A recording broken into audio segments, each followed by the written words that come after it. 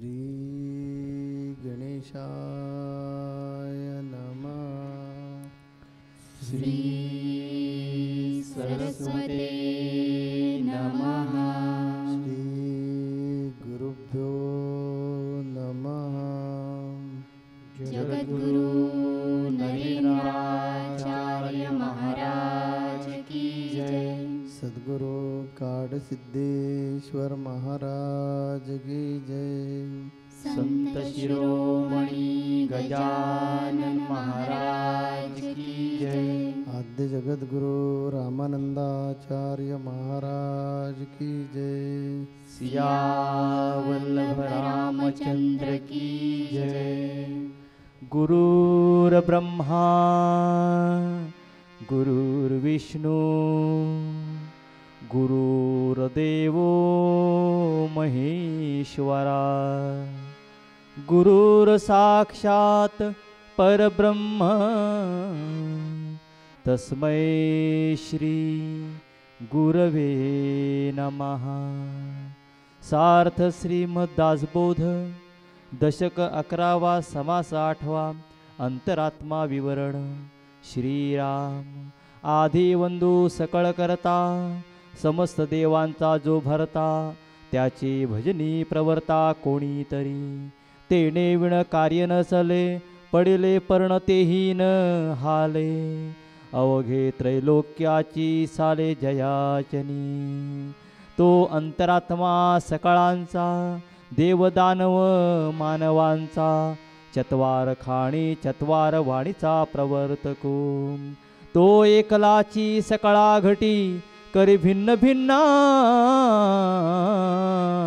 रहाटी सकळ सृष्टीची गोष्टी किती म्हणून सांगावी ऐसा जो गुप्तेश्वर त्यास म्हणावे ईश्वर सकळ ऐश्वर्य थोर थोर जयाचनी भोगती ऐसा जेणे ओळखीला तो विश्वंभरची जाला समाधी सहज स्थितीला कोण पुसे पाहता ऐसा कोण आहे जो अंतरात्मा विवरून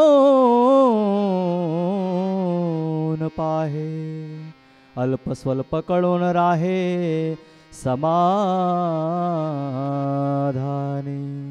पुंडलीक वरदे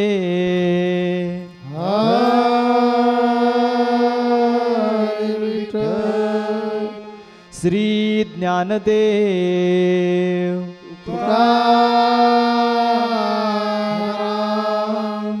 पंढरीनाथ महाराज की जय।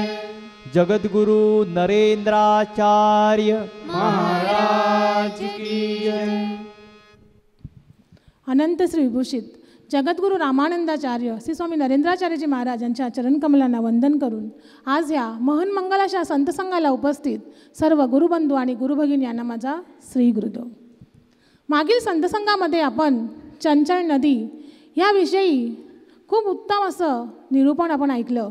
आज दशक 11 समास 8 या समासामध्ये समर्थांनी अंतरात्मा विवरण याविषयी निरूपण केलं आहे। या विषयाचं वर्णन करताना समर्थ सांगतायत की परमात्मा वस्तूचा विचार करताना समर्थांनी 3 पायऱ्या सांगितल्यात। एक म्हणजे आपल्या देहात वसणारा आत्मा, दुसरा म्हणजे या सर्व जगामध्ये सर्व विश्वामध्ये सर्व चराचरामध्ये अंतर्यामी वास करणारा अंतरात्मा, तिसरा ह्या संपूर्ण विश्वाला पुरून उरणारा परमात्मा। अशा 3 पायऱ्या समर्थांनी सांगितल्यात। पुढे त्यांनी वर्णन करताना म्हटलंय की चराचराला अंतर्यामीपणे चालवणारा जो हा अंतरात्मा आहे त्याच्याशिवाय कोणतंही कार्य होत नाही। तोच खरा देव आहे, तोच खरा ईश्वर आहे असं समर्थ सांगतायत। आपण नेहमी म्हणतो की अशा ह्या परमेश्वराच्या अशा ह्या अंतरात्म्याच्या सत्तेशिवाय झाडाचं पान सुद्धा हलत नाही।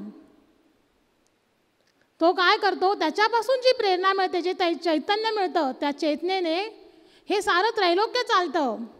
देव दानव, मानव, 4 खाणी म्हणजे अंडज, स्वदेश आणि भूचर आणि जलचर ह्या 4 खाणी, 4 वाणी, वैखरी, मध्यमा, पश्चंती आणि परा ह्या 4 वाणी, या सर्वांचा प्रवर्तक हा कोण आहे तर एकटा अंतरात्मा आहे असं समर्थ सांगतात.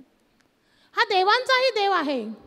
सर्व प्राण्यांच्या हृदयामध्ये हा वास करतो आणि त्यांनाच तो प्रेरणा देतो की कसं वागायचं, निरनिराळ्या प्रकारे वागायला सुद्धा तो प्रेरणा देतो. असा हा अंतरात्मा हा सर्व घटामध्ये 10 दिशांना व्यापून उरला आहे. असा हा अंतरात्मा हा जेव्हा आपल्याला समजतो त्यावेळेस समर्थांनी सांगितलं की ती व्यक्ती, तो मनुष्य विश्वंभर होतो, विश्वव्यापी बनतो. आणि म्हणून ह्याचं ज्ञान माणूस म्हणून, देह म्हणून आपण जर बघितलं तर होत नाही. म्हणून समर्थ सांगतायत की माणूस हा अपूर्ण आहे तर अंतरात्मा हा पूर्ण आहे. तर असा हा अंतरात्मा जो 10 दिशामध्ये भरला आहे, मंदिरात आहे, संतांमध्ये आहे, संतांच्या कीर्तनात आहे, साधकांच्या चिंतनात आहे, असा नाना रूपांनी नाना देहांनी हा भरलेला अंतरात्मा. परंतु आपण काय करतो त्याला जाणत नाही आहे. म्हणून ह्या समासामध्ये 14व्या ओवीमध्ये समर्थांनी सांगितले, अंतरीचे ठेवणे चुकले, दारोदारी धुंडू लागले, तैसे अज्ञानास झाले देव न कळे. आपण काय करतो, हा माझा देह आहे आणि ह्या माझ्या देहाला चालवणारा कोणीतरी वेगळा आहे हे मानत नाही, त्याला आपण ओळखत नाही, त्याला ओळखण्याचा प्रयत्नही करत नाही. हे मी करतो, ते मी करतो, ह्या करतेपणातच आपण काय करतो, ह्या परमेश्वराला, ह्या अंतरात्म्याला आपण विसरतो. म्हणून समर्थाने एक छान उदाहरण सांगितलं आहे की आपण एखाद्या घरी जातो, एखाद्याच्या घरी आपल्याला जायचं असेल तर आपल्याला काय करायला पाहिजे, त्या घराला चालवणारा जो प्रमुख आहे त्याची प्रथम आपण ओळख केली पाहिजे. कारण आपल्याला त्या घराशी संबंध जोडायचा आहे, त्या घरी जायचं आहे, मग त्या मालकाला आपण ओळखलं पाहिजे. परंतु आपण काय करतो, मालकाशी संपर्क साधत नाही, त्याची ओळख करून घेत नाही, तर आपण काय करतो, त्याच्या नोकराशी ओळख करून घेतो. पण त्या नोकराकडे काही सत्ता आहे का, नाही, त्याच्याकडे काहीच सत्ता नाही आहे. शिवाय तो मालक त्याला केव्हाही कामावरून काढू शकतो. मग ज्या वेळेस त्याला मालक कामावरून काढू शकेल तेव्हा मग त्या घरी आपल्याला कोण बरं ओळखणार. त्याचप्रमाणे आपण काय करतो, फक्त देहाची ओळख करतो. परंतु ह्या हृदयामध्ये, ह्या अंतरात जो अंतरात्मा, जो देव आहे त्याची ओळख मात्र आपण करत नाही. आणि म्हणूनच आपल्याला अनेक दुःखामध्ये आपण ग्रासतो, अनेक संकटामध्ये आपण सापडतो आणि अगदी दुःख अनावर होतं, पश्चाताप होतो, तेव्हा कुठे ह्या देवाला शोधायचा. सगळीकडे मंदिरात जातो, तीर्थक्षेत्री जातो, वेगवेगळ्या ठिकाणी जातो आणि देवाला शोधण्याचा आपण प्रयत्न करू लागतो. पण देव असा सापडेल का. ज्याप्रमाणे कस्तुरी मृगाची आपल्याला माहिती आहे, माऊली नेहमी प्रत्येक वेळेस माऊली आपल्याला हे उदाहरण देतात की कस्तुरी मृगाच्या नाभीमध्ये ती कस्तुरी असते, परंतु ते मृग विसरतं की सुगंध कुठून येतो हे शोधून तो शोधत असतो सगळीकडे आणि तो त्याच्या नाशाला शेवटी त्याचा अंत होतो. आपलीसुद्धा तीच परिस्थिती आहे. आपण ह्या अंतरातल्या आत्म्याला ओळखण्याचा प्रयत्नच करत नाही. आणि म्हणूनच सगळ्या संतांनी काय सांगितलंय, जयास वाटे देव पाहावा, त्यांनी सद्गुरू करावा, सद्गुरू विना देवादिदेव पाविजेत नाही. माऊलींनी सुद्धा काय सांगितलंय, देव आहे हृदयात नको जाणे रावळात, साऱ्या संतांनी जाणीला हृदयी आत्मारामाला, नरेंद्र म्हणे भेटे देव ठेव संतचरणी भाव. काय सांगितलं आपल्या माऊलींनी की आपल्या हृदयातला हा देव आहे तो आपल्या हृदयातच आहे. मंदिरात वगैरे शोधण्याची गरज नाही आहे. फक्त आपल्याला काय करायचं आहे, संत चरणावर विश्वास, संतांच्या वचनावर आपण विश्वास ठेवला पाहिजे. आणि म्हणूनच ह्या सद्गुरूंची महती वर्णन करताना वेद शास्त्र काय सांगतं, गुरुर ब्रह्मा गुरुर विष्णू गुरुर देव महेश्वरा गुरुर साक्षात परब्रह्म तस्मै श्री गुरवे नमः. म्हणजे काय, आपले हे गुरुदेव म्हणजे कोण आहेत, तर विष्णू आहेत, ब्रह्मा आहेत, नवे महेश आहेत, नवे ते आपल्यासाठी परब्रह्मच आहेत. आणि म्हणून अशा गुरुदेवांकडे आपण गेलं पाहिजे. राम एवढे देव असताना सुद्धा ते वसिष्ठांना शरण गेलेत ना भाविक, आणि तेवढंच थांबले नाही शरण जाऊन, तर त्यांच्या आश्रमामध्ये राहून त्यांनी सेवा केली. त्यांचं लाकडं सरपण गोळा करण्यापासून त्यांनी तिकडे कामं केली. श्रीकृष्णाने सुद्धा सांदीपनींना गुरु केलं. आपल्याला या समासामध्ये समर्थ रामदास स्वामी सांगतात की आपल्यामध्ये असणारा जो परमात्मा आहे तो आपण शोधला पाहिजे. बहुतांशी लोक हे परमात्मा शोधण्यासाठी कधीच येत नाहीत. समस्या साधू संतांकडे घेऊन येतात किंवा देवाकडे ज्या समस्या घेऊन येतात तो देव शोधायचा नसतो. घोंगडं अडकलेलं असतं प्रापंचिक व्यावहारिक, ते सुटावं यासाठी आपण धडपड करत असतो. काय मागायचं आहे नीट कळत नाही म्हणून काहीतरी मागून मोकळं होतो, याच्या पलीकडे काहीच नाही. समर्थ रामदास स्वामी त्यात अशा माणसांना सांगतात की या गोष्टी तू मिळवल्यास म्हणजे सुखी नाही होणार. ह्या प्रापंचिक अडचणी ज्या आहेत ह्या काय येतात, कुठून निर्माण होतात, कशा निर्माण होतात, तुझा हा ध्येय जो आहे हा कसा निर्माण झाला आहे, कुणी केलेला आहे, तुला कोण चालवतो, याचं जोपर्यंत यथार्थ दर्शन होत नाही तोपर्यंत ह्या पुनरुपी जननय जठर शयनम, जे सारखं सारखं जन्म घ्या मरण येऊ दे परत जन्म मिळतो कर्माप्रमाणे, तो थांबणार नाही. यासाठी आपल्यामध्ये असणारा अंतरात्मा ओळखा. माझा अभंग आहे, मी त्या अभंगामध्ये मी असे ह्याच्यावर या विषयावर अनेक आमचे अभंग आहेत. त्यातलाच कळला नाही देव, आम्हा कळला नाही देव. या अभंगामध्ये मी काय सांगितलं आहे की काहीजण त्याला रावळात शोधायला जातात, काहीजण त्याला मशिदीमध्ये शोधायचा प्रयत्न करतात, काहीजण त्याला आग्यारीमध्ये शोधायचा प्रयत्न करतात, काहीजण त्याला चर्चमध्ये शोधायचा प्रयत्न करतात. तो फक्त इथेच आहे का? तर त्याचं उत्तर आहे नाही. तो इथेच आहे असं नाही, तो सगळीकडे आहे. इथे पण आहे परंतु तो सगळीकडे आहे. पण अज्ञानवश असल्यामुळे आपल्याला तो कळत नाही. आणि म्हणून मग आपण काय करतो की चला मंदिरात जाऊया, मंदिरामध्ये दर्शन घेऊया, खेटे मारूया साधू संतांच्या तिथे, मग तिथे आपल्याला देव भेटेल. असं नाही देव भेटणार. मासा जो असतो तो पाण्यामध्ये राहिला म्हणून त्याच्या पोटात पाणी जात असेल असा जर तर्क असेल तर तो सब चुकीचा आहे. माशाला पाणी ज्यावेळी पाहिजे असतं त्यावेळी त्याला उलटं व्हावं लागतं, त्याला कल्ला उघडावा लागतो. तो इतर वेळी पण कल्ला उघडतो आपला, पण त्यावेळी पाणी पोटात जात नाही. कल्पना करा नदीमध्ये पाणी किती किंवा समुद्रामध्ये पाणी किती. हे जर पाणी त्याच्या पोटामध्ये गेलं तर मासा केवढा, त्याचं पोट केवढं, आणि त्यात जर भसा पाणी आतमध्ये गेलं तर मरेल ना तो पोट फुटून. एवढं मोठं जहाज की ज्या जहाजावर हजारो टन वाहून नेण्याची क्षमता असणारी जी जहाजं असतात त्यात पाणी भरलं तर ते जहाज बुडतं पाण्यामध्ये. ज्याच्यावर विमानं उतरतात, 8-10 विमानं धडाधड विमानं उतरतात. विमानाला रनवे केवढा लागतो. असे आवाढव्य विमानं जर बोटीवर उतरतात. आपण ऐकलेलं आहात मिलिटरीच्या ज्या बोटी असतात त्याच्यावर अशा प्रकारची विमानं उतरतात. अनेक हेलिकॉप्टर्स त्याच्यावर उतरतात. म्हणजे केवढं मोठं जहाज असेल, केवढं प्रचंड जहाज असेल, लांबी रुंदी उंचीला. हे काहीच नाही. मालवाहू जहाजं जी असतात ती एवढी मोठी असतात, काही हजारो टन, काही हजार टन माल ते घेऊन जातात जहाजातून. पण त्या जहाजाला जरा जरी भोग पडलं तर त्याच्या भसा पाणी घुसतं आणि ते पाण्यानं जहाज समुद्राच्या तळाला नेऊन बसवतं. मग एवढासा पिटुकला मासा, त्याच्या पोटात जर पाणी गेलं तर त्या माशाची स्थिती काय होईल? याचा अर्थ त्याच्या सदानकदा पोटात पाणी जात नसावं म्हणून तो जिवंत आहे. मग त्याला तहान लागतच नाही का? तर लागते. ज्यावेळी त्याला तहान लागते तेव्हा त्याला पाण्याबरोबर समरस व्हावं लागतं, एकरूप व्हावं लागतं, त्यावेळी त्याच्या पोटात पाणी जातं. तसं तुम्हाला मला जर या चराचरामध्ये असणार देव पाहायचा असेल तर समरस व्हावं लागेल.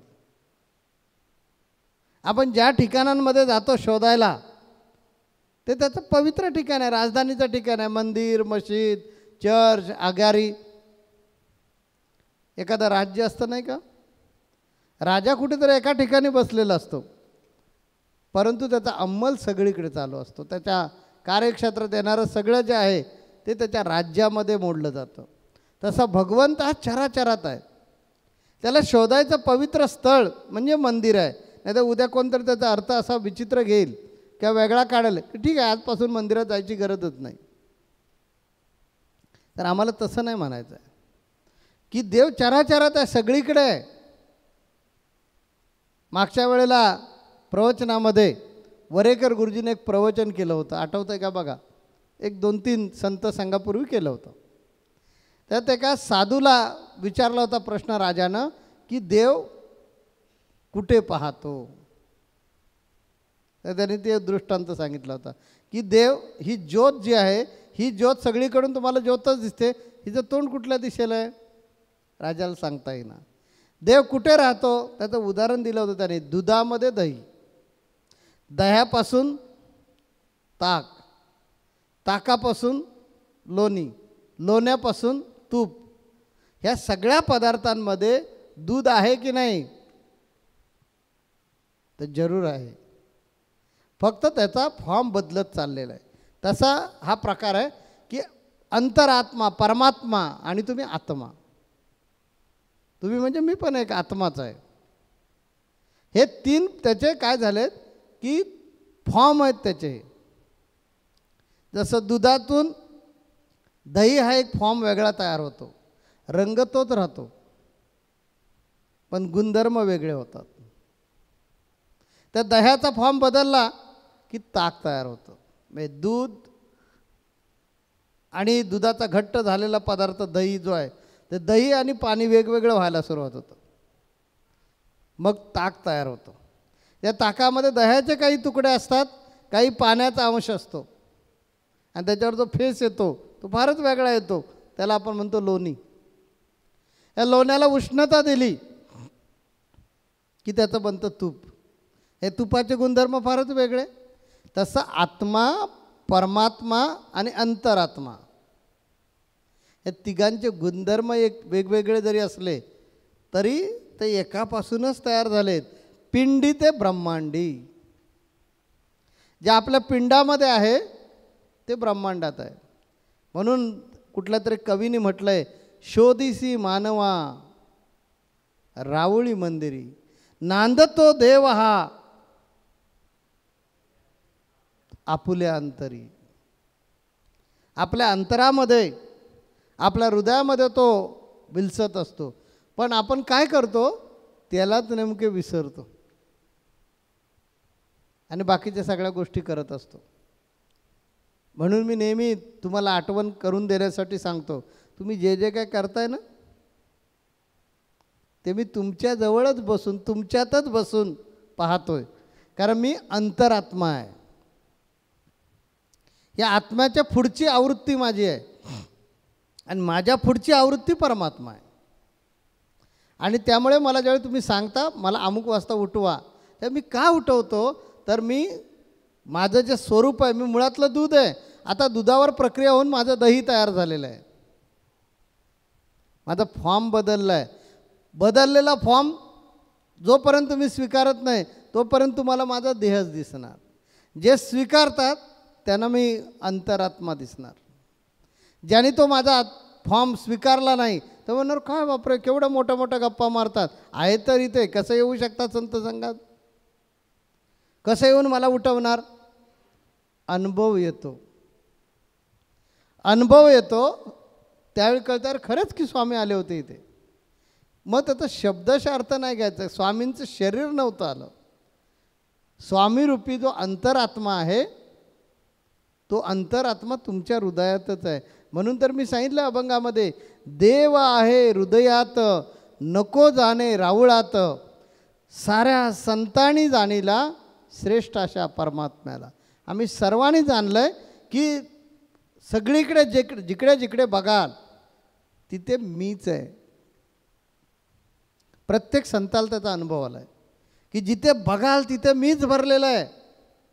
मी नाही अशी कुठे जागाच नाही आहे.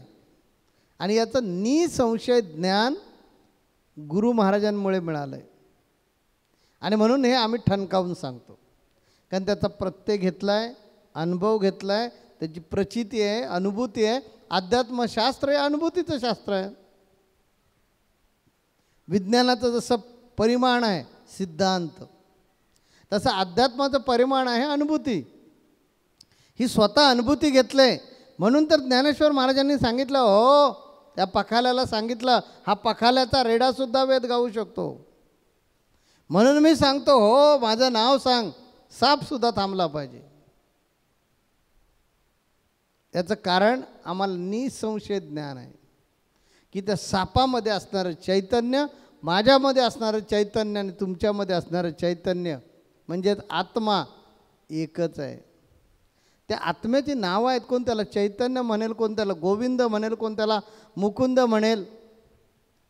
म्हणून मी नेहमी अभंग म्हणतो ना तो, की राम कभी राम बनके कभी श्याम बनके, ही त्याची नावं आहेत. राम, श्याम, गोविंद, विठ्ठल, पांडुरंग, ही सगळी त्या अंतरात्म्याला दिलेली विभिन्न नावं आहे. तो मुळात आहे एकच. तो समजण्यासाठी आपल्याला गुरूंना शरण गेलं पाहिजे. जोपर्यंत आपल्या जीवनामध्ये गुरु नाहीत,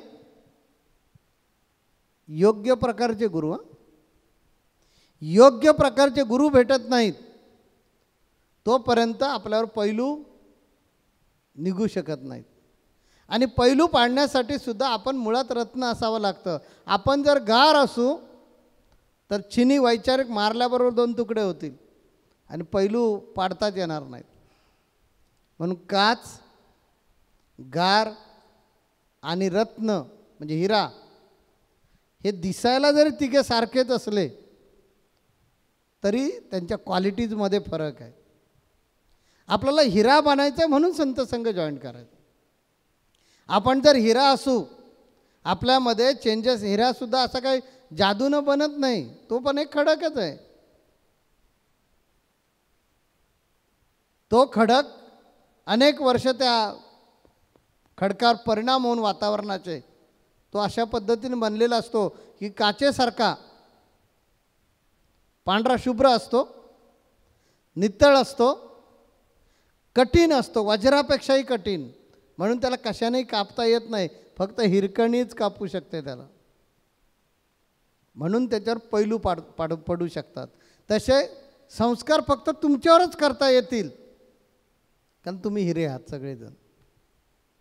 बाकी जन्म नाही, तुमच्यासारखीच दिसायला माणसं आहेत ती, पण त्यांच्यावर पैलू पाडता येणार नाहीत वैचारिक. कारण पाहिजे जातीचे,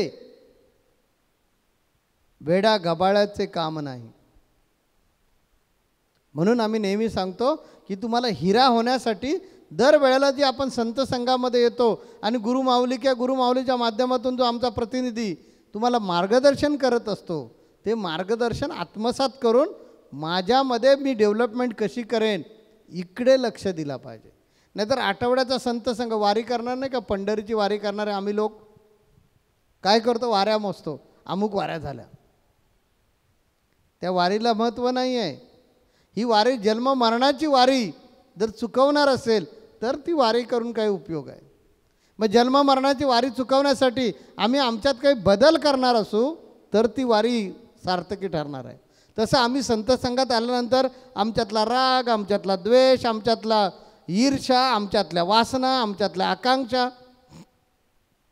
या गोष्टी सोडणार असू, अहंकार, अज्ञान या गोष्टींचा त्याग करणार असू आणि गुरु मार्ग जो आहे त्या मार्गानं जास्तीत जास्त निरीच्छ वृत्तीने जाण्याचा प्रयत्न करणार असू तर आम्ही हिरा होणार आहोत. आणि मग ह्या हिऱ्याला कळणार माझ्या शरीरात जो आहे तो आत्मा, मी अंतरात्मा होऊ शकतो. त्यासाठी गुरूंची गरज आहे. गुरु वैचारिक आपल्या छिनीनं माझ्यावर अशा प्रकारचे आघात करतील की मला पैलू पडतील, मी चमकायला सुरुवात करेन, मी स्वयंप्रकाशित होईन. कारण मी मुळातच स्वयंप्रकाशित आहे, कारण मी आत्म्याचा अंशज आहे. आत्मा माझा बाप आहे आणि त्याचं एकदम अवाढव्य विशाल रूप ते परमात्मा आहे. त्यामुळे जर मी आत्मा आहे तर परमात्मा नक्की होऊ शकतो, काही कठीण नाही आहे. पण त्यासाठी माझ्यावर पैलू निर्माण होणं गरजेचं आहे आणि पैलूमुळे माझी किंमत वाढणार आहे. आणि मला वाटतं नरदेहरूपी हा जो हिरा आहे, ह्या नरदेहरूपी जो हिरा, या हिऱ्यावर पैलू पाडायचं काम कोण करतात? तर सद्गुरू. कुठे करतात? सहवासात. रत्नपारखी जो असतो तो त्याच्या पुढ्यात बसल्याशिवाय की हातात घेतल्याशिवाय हिऱ्याला पैलू नाही पाडता येणार. तसं प्रापंचिक माणसं तुम्ही आहात. तुमच्या घरी येऊन दररोज मला बसणं शक्य नाही आहे आणि तुम्हालाही माझ्याजवळ बसणं शक्य नाही आहे. म्हणून हा आठवड्याचा संत संघ आहे. या संत संघामध्ये, या कार्यशाळेमध्ये, या सुवर्णकाराच्या शाळेमध्ये आलं पाहिजे. मग हा सुवर्णकार किंवा रत्नकार या रत्नाला पैलू पाडेल आणि जीवनाचं तुमच्या कोट कल्याण करून देईल आणि मग हिरा म्हणून तुम्ही चमकाल. त्या अंतरात्मा शोधण्यासाठी बाहेर जाण्याची गरज नाही. परमात्मा शोधण्यासाठी बाहेर जाण्याची गरज नाही. तो आपल्यामध्येच आहे. तो ज्या दिवशी कळेल त्या दिवशी तुम्हाला माझे उद्गार आठवतील की स्वामी का म्हणतात की या चराचरामध्ये मीच आहे. स्वामींचे गुरु का म्हणायचे? तो आत्मा मी आहे म्हणून. मग कळेल की हे गर्वाचे बोल नाही आहेत, हा स्वानुभव आहे, हा आत्मानुभव आहे. कारण तो त्यांनी पण घेतला आणि माझ्या गुरुदेवांनी पण घेतला आहे. काळसिद्धांना पण तो आहे आणि माझ्या जगद्गुरू नरेंद्र महाराजांना सुद्धा आहे. आणि त्यांचं ते स्वानुभवाचे बोल आहेत. ते जर असे होऊ शकले तर मलाही करणार हे त्यावेळी पटेल. म्हणून संत संगम चुकवू नका. संत संघाला नेहमी येत जा आणि आपल्याला जितकं काही आपलं कल्याण करून घेता येईल, जितकं काही या अमृतगंगेमध्ये आपल्याला न्हावून घेता येईल तेवढं न्हावून घ्यावं आणि आपली प्रगती कशी करायची ज्याचा त्यानं विचार करायचा आहे. प्रवाह वाहतच राहतो. कुणी त्यात हात धुवून घ्यायचे, कुणी त्यात आंघोळ करून घ्यायची, कुणी गटागटा अमृत प्यायचं, हे ज्याचं त्यानं ठरवायचं असतं. वेळ तुमच्यासाठी आणि माझ्यासाठी कधीही थांबत नाही. ती येत राहणार, जात राहणार. आपण काळाचं भक्ष्य बनता कामा नये याची काळजी घेणं ही आपली जबाबदारी आहे. आपण थांबूया आता आणि पुढच्या आठवड्यामध्ये परत भेटूया या अशाच प्रकारे संत संघामध्ये. जगद्गुरु नरेंद्राचार्य महाराज की जय. सद्गुरु काडसिद्धेश्वर महाराज की जय. संत शिरोमणी गजानन महाराज की जय. आद्य जगद्गुरु रामानंदाचार्य महाराज की जय. सिया वल्लभ रामचंद्र की जय.